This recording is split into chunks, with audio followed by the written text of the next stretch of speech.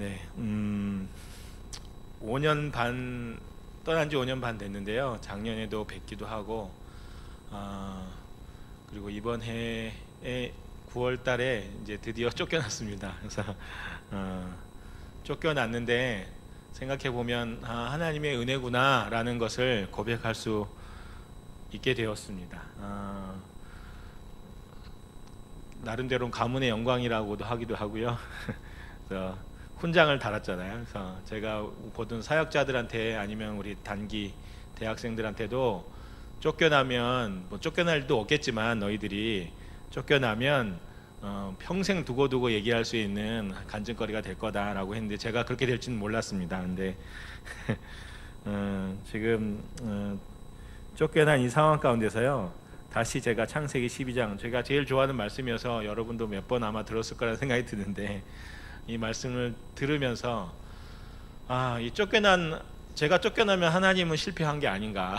하나님이 선교하시려고 저를 보내셨는데 저 혼자만도 아니고 자녀도 저 아이들도 5명 데리고 가라고 보내셨는데 쫓겨났으면 오히려 중국 공산당이 승리하고 하나님은 그 사역이 하나님의 복음의 문이 닫힌 거 아닌가라는 생각을 하게 될 때가 있습니다. 근데 사실은 그거는 이제 저의 사역뿐만이 아니라 사실 여러분 성도님들의 삶 가운데서도 정말 이게 정말 하나님 뜻인가라고 의문이 들 때가 있거든요. 실패하기도 하고 자녀들을 바라보면서 그렇고 이렇게 우리로 하여금 많이 겸손하게 하는데 하나님은 지금 여전히 일하고 계시는가 이런 고민을 하게 되거든요. 근데 오늘 말씀을 통해서 정말로 선교 그리고 하나님 앞에 부름받은 우리의 삶 모두 다 하나님의 은혜 가운데 있다는 것들을 아마 함께 깨닫게 될 수 있을 것 같습니다. 그래서 오늘 주신 말씀을 통하여서 우리 가운데, 우리 삶 가운데,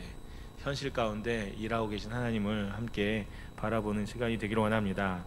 네, 오늘 창세기 12장 말씀을 보면 여호와께서라고 시작합니다. 하나님께서 무엇인가 일하시는 것들을 보게 되죠. 그래서 하나님께서 천지 창조를 만드시고 온 인류의 역사를 시작하시면서 마치 실패한 것처럼, 왜냐하면 12장 바로 앞에 있는 11장 바벨탑 사건이 나오지 않습니까? 하나님 형상으로 만드신 인간들이 하나님을 대적하고 일어나고, 그리고 11장 맨 마지막엔 죽었더라 이렇게 끝나는 이 11장 역사가 하나님의 창조가 실패처럼 보이는데 그게 아니라 12장 보면 여호와께서 드디어 이미 하나님의 백성들이 있긴 있었습니다. 근데 드디어 본격적으로 이 세상을 회복하는 사역을 하시는 것이 바로 12장이고요. 12장에 보면 하나님께서 일어나셔서 하시는 일이 뭐냐면 하나님의 나라를 세우시고 계시죠. 그래서 제가 2013년에 나가기 전에 준비하면서 하나님께 새롭게 받은 말씀이 이 말씀이에요. 그래서 제가 떠날 때도 말씀을 전하고 시간 날 때마다 전하는데 오늘은 또 새로운 각도에서 전할 수 있을 것 같습니다. 그래서 하나님께서 하나님의 나라를 세우시는데, 아브라함을 부르시죠. 아브라함을 불러서 내가 너로 하여금 하면서 너의 나라를 세워줄게가 아니고요, 아브라함을 통해서 하고 싶어 하신 일은 물론 나라를 세우는 것입니다. 근데 아브라함 나라가 아니라 하나님 나라죠. 하나님 나라에 필요한 것이 여기 보면 3가지가 나옵니다. 물론 우리나라에도 동일하게 필요한, 나라라고 하면 필요한 게 3가지가 있습니다. 국민이 필요하고 영토가 필요하고 주권이 있어야 되죠. 이 3가지. 여기 보면 말씀을 찾아보면 그게 다 나옵니다. 국민은 어디 있죠? 내가 너로 큰 민족을 이루고, 그렇죠? 영토는 어디냐면 내가 내게 보여줄 땅으로 가라, 그렇죠? 그 다음에 주권이라는 것은 어디 있냐면 하나님께 있죠. 하나님 나라의 주권은 하나님께 있습니다. 그래서 교회에 있는 우리는 하나님의 일을 민주적으로 하는 게 아니고요, 하나님 뜻대로 합니다. 그렇죠? 하나님이 왕이신 나라에 우리가 살고 있습니다. 하나님 나라는 우리가 왕이 아니고 하나님이 왕이신 나라. 그래서 교회에서는 항상 말씀대로 하나님 뜻대로 가는 것이 맞습니다. 그게 바로 하나님 나라에 우리가 살고 있기 때문에 그렇죠. 그래서 그런데 하나님이 왜 하나님의 나라를 세우실까요? 그것은 바로 모든 민족에게 뭐 하려고? 복을 주려고 세우시는 것입니다. 복 주려고 하는 하나님의 계획입니다. 하나님이 주권이 있다는 뜻은 하나님이 다스리신다는 뜻이고, 그 그건 다르게 얘기하면 하나님이 심판하신다는 뜻입니다. 사실은 집에 이렇게 제가 있을 때도 우리 아이들도 그렇지만 엄마 아빠 온다. 저는 사실 우리 아내가 오면 긴장합니다. 집이 청소가 안 됐으면 별로 안 좋아하니까. 근데 우리 아이들도 엄마 아빠가 온다. 집에 자기들이 있다가 엄마 아빠가 온다 이러면 두 가지죠. 정말 이렇게 사고 치다가도 엄마 아빠가 좋으면 달려오잖아요. 엄마 아빠 이렇게 오잖아요. 근데 뻘짓거리 하고 있다가 엄마 아빠 오면 이게 심판이잖아요. 그래서 하나님이 지금 이 세상 가운데 간섭하시고 하나님 나라를 세우신다는 것은 그런 의미가 있는 거죠. 하나님이 다스리신다. 그렇죠? 다르게 얘기하면 그건 복을 주신다라는 뜻인데요.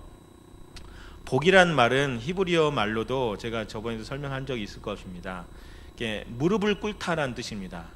하나님 앞에 무릎을 꿇고 있는 모습이 복받은 모습입니다. 한자에도 포도주잔을 들고 있는 두 손의 모양이 원래 복받은 모습입니다. 그거는 바로 한자를 아는 사람도 제가 보니까 창세기에 이 무릎을 꿇다라는 의미를 그대로 반영한 거죠. 하나님 앞에서 제사 드리는 사람, 하나님 앞에 온전히 예배한 사람이 복 받은 것입니다. 복은 한 사람이 먹을 밭이 있어서 복이 받은 게 아니고, 그렇죠? 하나님과 관계가 있는 사람, 하나님의 백성이 된 사람, 하나님께 예배하는 사람이 복 받은 사람입니다. 여러분 복 받은 사람입니까? 네. 그래서 복은 딴 데 있지 않고요. 바로 여러분 가운데 있습니다. 우리가 하나님을 예배하고 하나님과 함께 있으면 그게 복인 것이죠. 그래서 쉽게 얘기하면 하나님의 백성이 되는 것이 하나님의 복 받은 것입니다. 하나님의 백성, 하나님의 자녀. 그래서 우리가 전도하는 이유는 왜 전도하는 것입니까? 그 사람들은 다 하나님이 형상으로 만드셨고 하나님의 백성으로 되도록 예수님이 다 하셨어요. 죄값을 다 치러주셨는데 그걸 모르고 살고 있으니까 그래서 우리가 전도하는 거 아닙니까? 그렇죠? 무슨 교회를 끌어들여서 그들이 오해하는 헌금을 하게 하는 그런 게 아니라, 그렇죠? 하나님과 관계가 없기 때문에. 왜냐하면 이 세상은 죽음으로 가득 차 있지 않습니까? 제가 중국에서도 그렇고요. 매해 새해가 되고 이러면 복자를 거꾸로 박아놓고 문에다 붙이고 많은, 그렇죠? 이렇게 부적 같은 걸 붙이는데 인생사의 가장 큰 문제가 결국 두 가지인 거죠. 사람들이 뭐 하려고 하죠? 돈 많이 벌려고 하는 것과 그리고 건강하려고 하는 것이죠. 그래서 돈 많이 벌고 건강하려고 하는 이유는 뭐냐면 죽기 싫어서 그렇습니다. 죽기 싫어서. 우리에게 사람에게 존재 자체로 가장 어려운 것이 죽는 문제입니다. 죽는 문제. 배고프면 죽을 것 같고 몸이 아프면 죽을 것 같고 그렇잖아요. 근데 그 육체의 죽음 안에 가장 큰 공포가 있는데 그래서 사람들은 복 받은 것을 돈 많이 있고 건강하면 복 받는다고 생각하는데 그건 세상적인 방법인 거죠. 그래서 그게 복이 아니라 하나님의 백성이 되면 복인 것이죠. 그러면 돈이 없어도 건강을 잃었어도 우리 안에 있는 평안함은 아무도 빼앗아갈 수 없지 않습니까? 바로 그것이 복인 거죠. 그러면 그런 사람들은 세상에 나가서도 세상에 감당할 수 없는 사람이 되는 거죠. 그래서 사람들이 그런 사람을 보면서 야, 니는 왜 슬픈데?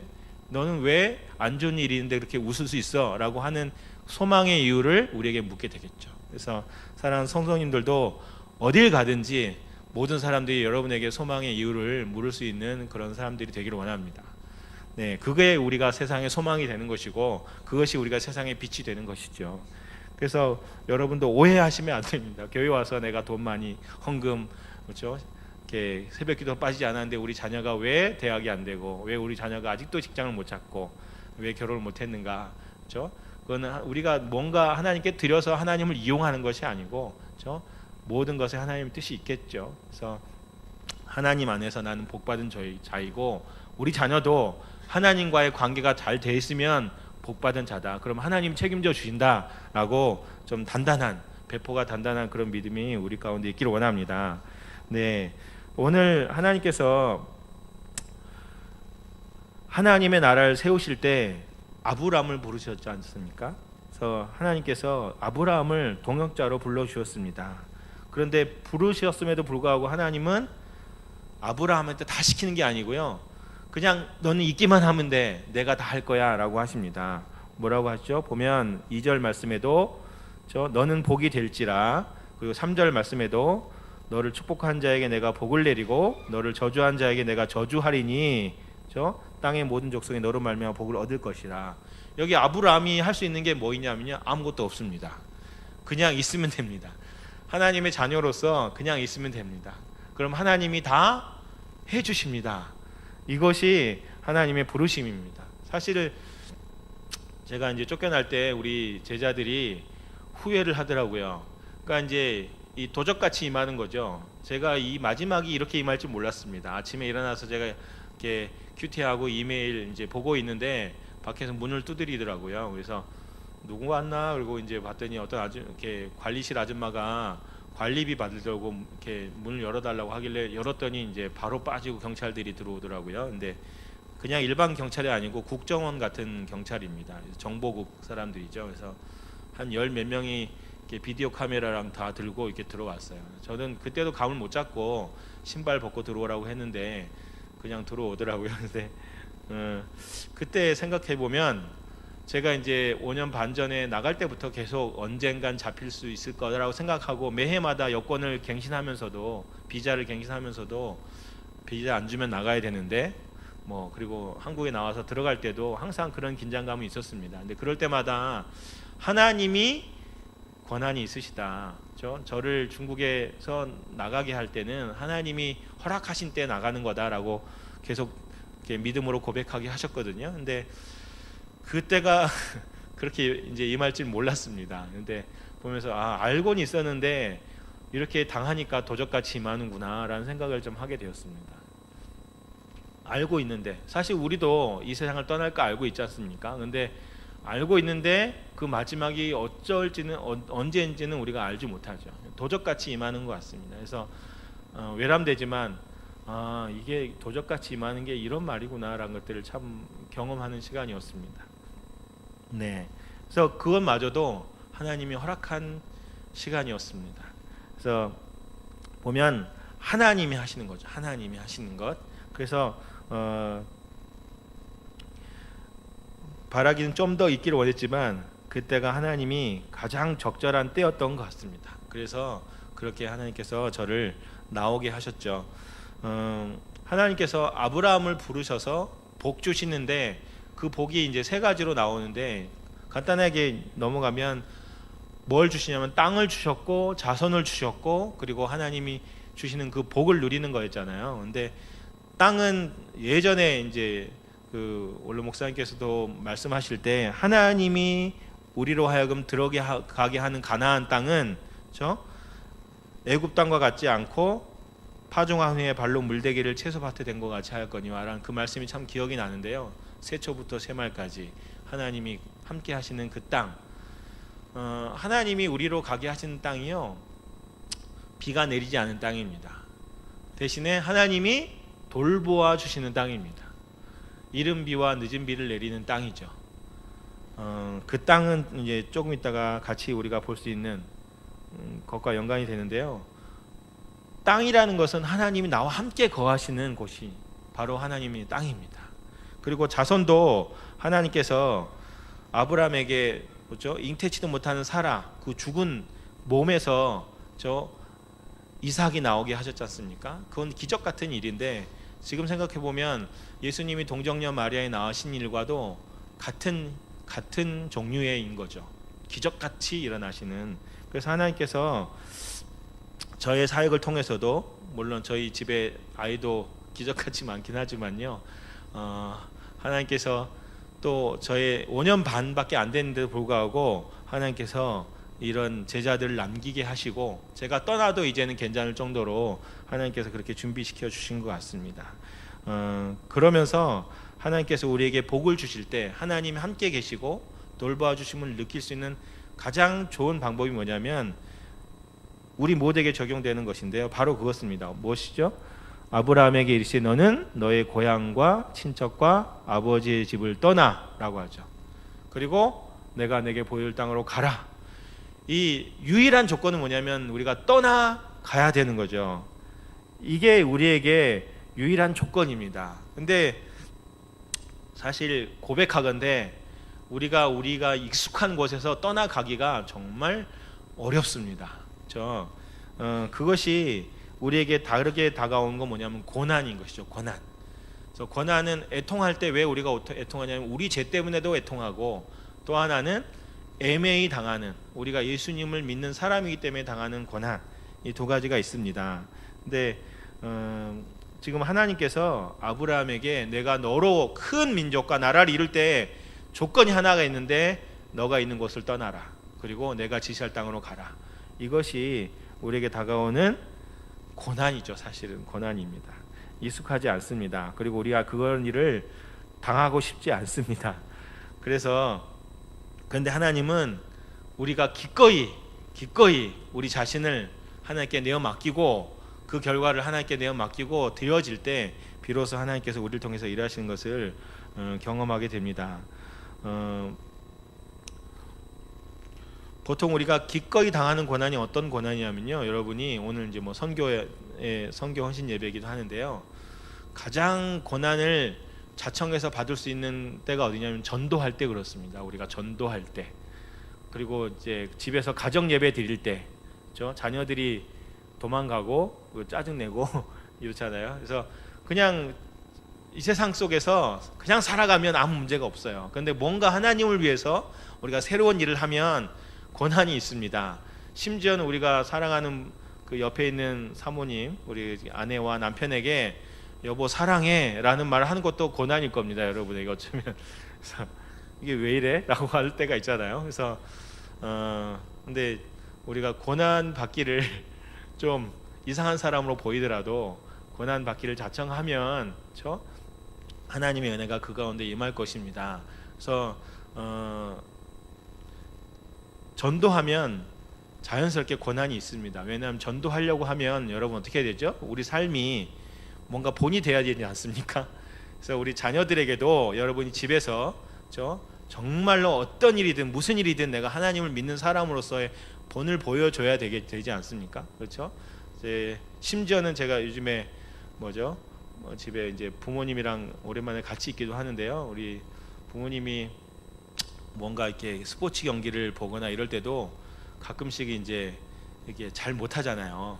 제가 응원하는 팀이 잘 못할 때 이제 막 이렇게 뭐라고 하셔요. 근데 저도 보면 그런 모습이 있어요. 그래서 어떤 모습이든지 아이들한테 이렇게 거룩한 모습을 보여주지 못하는 게 차금 현실인 것 같습니다. 그런데 심지어 우리 가운데 고난이 있을 때, 정말로 저희 가정처럼 복음 전하다가 쫓겨나는 일을 당했을 때도, 그것이 우리에게 불명과 불평과 다른 사람을 욕하거나 이런 식으로 나가게 되면, 그거는 우리가 증거하는 거죠. 하나님이 안 계시다는 것을. 그래서 사실은 우리가 우리 삶을 돌아보면서 내가 우리 자녀들에게 정말 믿음을 전수하고 있는가를 잘 돌아올 필요가 있습니다. 사실은 우리 자녀들의 믿음은 교회에 보내서 되는 게 아니고 집에서 엄마 아빠가 믿음으로 사는 본을 보일 때 믿음이 전수되는 것입니다. 그거는 정말 그렇습니다. 그래서 일주일에 딸랑 1시간 교회 와서 어떻게 걔가 믿음을 갖겠습니까? 그래서 매일마다 접하는 엄마 아빠의 모습을 통해서 아이들이 믿음을 갖게 될 것입니다. 그래서 그것은 쉽지 않은 일이죠. 다르게 얘기하면 그것도 하나의 고난일 것입니다. 그런데 우리가 모든 상황 가운데 하나님의 임재와 다스리심을 인정한다면 기꺼이 모든 일에 감사하고 하나님께 드려줄 수 있는 거겠죠. 네. 그래서 제가 사실은 9월 6일 날 목요일 날 아침에 잡혀가지고요. 무슨 죄로 잡혔냐면 간첩죄로 잡혔습니다. 그리고 이제 국가에 해를 끼치는 행위를 했다고 하면서 저를 이제 잡아갔거든요. 근데 컴퓨터도 뺏기고 휴대폰도 다 뺏기고 아무데도 연락을 취할 수가 없었습니다. 근데 그러면서 저는 잡혀가고 저희 아내는 학교에서 가르치고 마칠 때 이제 또 거짓말 해가지고 잡아서 저희 아내는 그래도 집에 와서 집에서 신문하고 누구죠? 별이 소리 영광이 있었는데 소리 영광이는 방에서 놀라고 하니까 정말 재밌게 잘 놀고 별이만 이제 늦잠 자다 일어나가지고 한 10명 넘게 경찰들이 왔는데 그 사이 이렇게 뚫고 들어가서 아침 먹고 또 다시 들어가고 좀 배고파 그러면서 짜증내고 이렇게 하더라고요. 그래서 참 신기하죠. 그 걔는 셋째가 참 독특한 것 같아요. 근데 하여튼 뭐 그랬어요. 근데 이제 잡혀가서 신문 받고 이러면서 우리에게 가장 힘들었던 거는 물론 이제 좀 딱딱하게 대하고 자기들은 좀 편한 의자인데 전 나무 의자 이렇게 주더라고요. 그래서 제가 이제 범죄인이구나 전과자가 되어 버렸는데요. 하여튼 국가에 해를 끼치는 행동을 제가 한 게 없는데, 그렇죠? 거기 대학생들을 정말 잘 양육하고 좋은 인생관을 갖게 하고 여러 면에서 잘 도와줬는데 저보고 이제 범죄했다고 하니까 좀 억울한 면은 있었지만, 그렇죠? 같이 신문을 당하면서 제 안에 괴로운 것은 어려운 건 없었고요. 오히려 제가 내가 왜 중국에 왔는지 신앙 간증도 했고, 가장 어려운 건 이제 뭐였냐면 저한테 현지인들과 제자들의 이름을 물어보고 아니면 이제 저랑 같이 다른 도시에 사역하는 저희 소속의 다른 선교사의 이름을 물어볼 때가 가장 어려웠습니다. 근데 감사하게 중간중간에 많이 물어본 게 아니고 거의 저희에게만 관심이 있어가지고 제가 뭘 했는지 제 컴퓨터를 뒤지면서 이제 자료를 나오니까 그걸 가지고 저한테 이제 지장 찍으러 하고 사인하라고 하면서 하더라고요. 그래서 좀 독특하게 저는 그래도 다른 사람의 이름을 얘기하라고 많이 요청을 받지는 않았습니다. 마지막에 한번 이제 좀 엄숙하게 물어보더라고요. 다른 선교사 네가 아는 사람 있지? 얘기하라고 그래서 제가 계속 기도했거든요. 다른 게 괴로운 게 아니라 다른 사람이 우리는 쫓겨날 걸 옛날부터 생각해 왔고 그리고 내년에 이제 안식년 하려고 생각도 하고 있었으니까 그래서 우리가 쫓겨날 거야 문제 없으니까 기꺼이 감수했는데 다른 사람의 이름을 물어보니까요 어려웠는데 그래도 하나님 주신 마음이 담대하게 그 묵비권이 있지 않습니까? 그래서 이것도 권리니까 그래서 내가 나에 관해서는 다 얘기했고, 그렇죠? 내 사회에 관해서 다 얘기했고 자료도 다 나왔고 기꺼이 얘기하겠지만 다른 사람의 이름은 내가 말은 못하겠다, 그렇죠? 그리고 만약에 필요하다면 영사를 불러달라고 얘기하면서 제가 묵비권을 하겠다 이러니까 막 화를 내더라고요. 그러면서 크리스찬이 거짓말하면 어떻게 하냐고 얘기도 하고 중국에서 범죄했으면 이건 다 얘기해야 되는 거라고 또 얘기하기도 하고 나중에 이제 안 되니까 다른 사람이 내 이름을 얘기했는데 너는 얘기 안 하면 억울하지 않겠냐라고까지 얘기하더라고요. 이게 회유죠. 그래서 여러 가지 거짓말까지도 다 있는 속에서 괜찮다. 다른 사람이 이름이 나를 얘기했어도 괜찮다. 이렇게 얘기하고 나니까 이 사람이 얼굴은 붉어졌지만 더 요청은 하지 않더라고요. 그래서 폭력을 당하거나 이러지도 않고 그냥 거의 하루 종일 사실은 저는 저의 간증도 많이 나누고 참 이렇게 제가 얘기할 기회가 되면 열심히 얘기했던 것 같아요. 그래서 그런 시간이 오히려 은혜였고요. 또 다른 은혜는 뭐냐면 제가 목요일 날 잡혔는데 저녁에 선포하더라고요. 이제는 3일 안에 나가라. 그래서 잡힌 날을 포함해서 3일이니까 그날 다 지나가 버렸어요. 근데 잡힌 날 포함해서 이미 하루 지났고 그러면 금요일 날 짐 싸고 토요일 날 나가야 되거든요. 그래서 밤에 11시 넘어서 이제 집에 와서 짐 정리하고 금요일 날 짐을 쌌어요. 근데 싸봤자 뭘 싸겠습니까? 이제 아이들은 좋아하는 인형, 너희들이 갖고 가고 싶어 하는 것 다 싸라 하고 그러다 보니까 이제 뭐 모든 걸 다 내려놓고 왔습니다. 심지어 많은 책이 있었는데 책마저도 다른 선교사님들이 와서 가져가라고 그냥 놔두고 왔고요. 그러면서 이제 금요일 날 점심 때 사역자들을 같이 만날 수 있었습니다. 그래서 뭐 옆에 도시에 있는 사역자들도 와서 몰래 다르게 가가지고 같이 방에서 이렇게 만났는데 제가 괜찮았는데요. 그 친구들의 얼굴 보니까 이렇게 눈물이 확 나오더라고요. 그래서 야 이제 나이가 40이 넘어가니까 눈물이 나오기도 하지만 제 안에 가장 염려했던 아이들이 그 친구들인데 현지 저희들이 키우고 이제 헌신한 그런 사역자들이 우리를 염려해서 왔더라고요. 그 친구들도. 그래서 저도 제일 염려했었는데 서로 얼굴 보는 순간 눈물이 확 쏟아지더라고요. 그래서 밥을 못 먹으면서 이렇게 울먹울먹하면서 얘기했는데 그래도 얼굴 보니까 감사하고 그러면서 잘 마무리가 됐고요. 그리고 그 친구들이 그러더라고요. 자기들이 괜찮다. 우리 때문에 자기들이 잡히더라도 괜찮다. 염려하지 말라.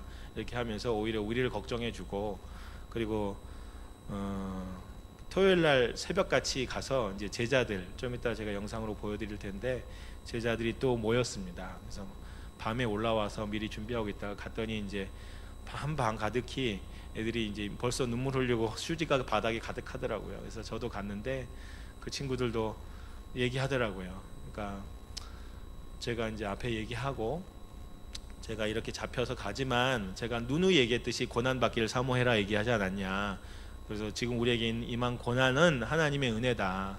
그리고 우리를 쫓아내는 중국 정부는 자기들이 하는 일을 모르고 하는 거다. 그리고 그 일을 하는 사람들도 나름대로 자기가 하나님의 자기 나라를 사랑해서 하는 일이니까 그들을 미워하지 말고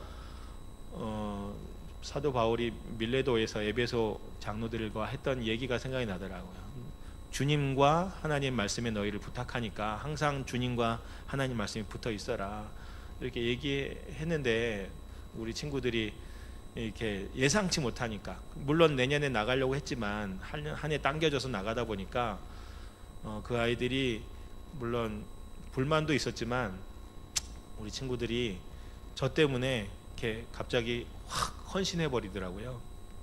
사실은 이제 9월달 학기가 중국은 9월이 첫 학기거든요. 그래서 제가 8월에 우리 사역자랑 같이 회의를 하면서 어떻게 얘네들을 좀 변화시킬까, 어떻게 얘네들이 좀 성숙하게 만들까 기도 제목 가운데 시작했는데, 바라보니까 저희가 쫓겨나는 게 가장 좋은 교육 효과가 있더라고요. 그래서 쫓겨나고 하니까 아이들이 흩어지고 마음이 이렇게 분산됐던 아이들이 그때 모여가지고 마치 이게 제가 불쏘시가 세계가 된 것처럼 확 타오르더라고요. 그래서 제가 없어도 자기들이 복음을 더 열심히 전할 것이고, 그래서 죄송합니다.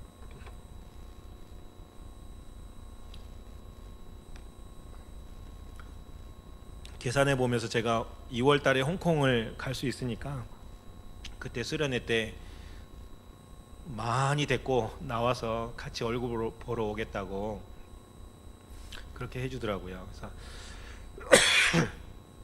보면서 이제 내가 없어도 되겠구나. 그래서 사실은 6월 달에도 제가 잠깐 나왔었는데 그때도 졸업한 아이들 중에 헌신한 아이들이 있었거든요. 그래서 중국에서 대학을 졸업하고 복음을 전하는 사역자가 된다는 것은요, 옛날에 아마 우리나라가 그랬을 겁니다. 그래서 대학교를 가면 동네 대표로 가는 것처럼 갔는데 뭐 대학 졸업하고 정말 떵떵한 좋은 직장을 차지할 수 있는데도 불구하고 그걸 포기하고 중국에도 없는 직장, 복음을 전하는 사람이 된다는 것은 정말 큰 고난이거든요. 오히려 저보다 더 큰 고난이 있는 것 같아요. 근데 그렇게 헌신한 아이들이 작년부터 나왔고 맡길 수 있어가지고 참 감사했고요. 그래서 그 선교사가 가장 저에게 큰 그런 기쁨인 것 같아요. 내가 없어도 되는구나. 약간 허탈한 마음도 들지만 가장 선교사가 할 수 있는 가장 좋은 고백이 이제 내가 없어도 되는 곳인 것 같아요. 그래서 제가 그러면서 이게 모세가 세상을 떠날 때 기력이 쇠하여 주지도 않았는데 하나님이 이제 데려가셨거든요. 그래서 모세 같은 마음, 어쩌면 뭐 사도 바울처럼 그런 잡혀가는 마음이 들더라고요. 그래서 내가 할 수 있는데 하나님이 고만 너는 여기까지야. 그죠? 세례 요한도 그랬고 라고 하시는 걸 보면서 감사하게 손을 털고 나올 수 있었습니다. 그래서 감사하게요. 그래서 제가 나왔지만 현지에 있는 우리 제자들과 사역자들은 믿음이 더 견고해지고 오히려 저희의 이런 일로 인해서 더 많은 헌신이 있고, 그래서 이미 지금 2학년, 3학년, 4학년 그런 학생들 가운데서 내가 졸업하면 복음 전하는 자가 되겠다고 한 6, 7명이 또 저희들이랑 같이 사진도 이게 인증샷까지 다 남겼습니다. 그래서 정말 하나님 대단하시구나, 생각지도 못한 방법으로 일을 하시는구나 라는 것들을 깨닫습니다. 지난 목요일 날 우리 사역자 중에서 2명이 또 캠퍼스에서 복음을 전하다가 그 친구들 잡혔습니다. 현지 아이들이죠. 중국 아이들인데 제자 1명 됐고 전도하다가 또 잡혔어요. 요즘에 이제 중국 캠퍼스 안에 2명씩 돌아다니는 아이들이 있으면 보나마나 복음을 전하는 아이들이니까 신고하고, 걔네들이 말을 걸면 나는 철저한 무신론자라고 이렇게 신입생들부터 다 교육을 시키고 있어요. 전체 전 캠퍼스 안에. 아마 알고 있는 것 같아요, 우리가 하고 있는 일들을. 그래서 그 친구들도 신고 고발을 당해가지고 그날 목요일날 오후 5시 잡혀가서 밤 12시 한 새벽 1시 반까지 잡혀있다가 다시 돌아왔거든요. 그래서 제가 이번 주 목요일날 그 밤에 전화 받으면서 아이고 더 기도해야 되는구나 라는 생각을 했습니다. 그래서 그날 막 밤에 잠도 못 자면서 기도하고 새벽 기도도 갔는데 그 친구들이 1시 반에 왔더라고요. 그래서 1시 반에 왔으면 왔다고 문자라도 남겨줬으면 마음이 편했을 텐데 근데 이제 감사한 건요, 현재 아이들은 잡혀도 쫓겨난 일도 없고 별 크게 문제는 되지 않는다는 거죠. 그리고 그 친구들도 저의 일 때문에 예방 주사를 맞았는지 몰라도 마음이 평안하고 계속적으로 복음을 전하겠다라는 그 마음은 변하지 않은 것 같아요. 그래서 참 감사하고요. 그래서 하나님이요, 우리가 쫓겨나니까 하나님의 일을 멈춘 게 아니고, 제가 이제 나와서 보니까 이제 제가 5년 반 전에 나갈 때 중국 젊은이들을 깨워서 선교 중국의 일꾼으로 세우는 것이 저의 기도 제목이었거든요. 지금 이제 한국 전체 교회가 힘들어지고 있고 어려워지고 있는데, 한국 교회가 할 일은 뭐냐면 중국 교회를 세우는 일이죠. 지금 한류가 아직까지 있는 이유는 뭐냐면 아직까지 한국 교회가 할 일이 있다는 것이죠. 어디든 아직은 환영받으니까요. 근데 이제는 그 흐름이 점점 약해지고 그 다음 세대는 중국이 될 거라고 생각하면서 갔는데, 감사하게 지금 중국이 교회가 많이 컸습니다. 그래서 아마 뭐 공식적인 통계는 안 나왔지만 10년 전부터 중국 기독교 인구가 1억에서 1억 5천 그랬는데 지금은 아마 2억 가까이 되지 않을까라는 생각이 듭니다. 그러면 이제 그 친구들이 이제는 전 세계를 나갈 수 있죠. 사실은 중국은 아프리카부터 중동 땅끝까지 중국 사람 다 가 있습니다. 그래서 우리가 쫓겨나는 것이 하나님이 능력이 없어서가 아니고, 하나님이 지금 세계 선교의 흐름을 새롭게 바꾸시는구나. 아마 우리가 쫓겨나지 않으면 한국 선교사들 계속 중국 갈 거예요.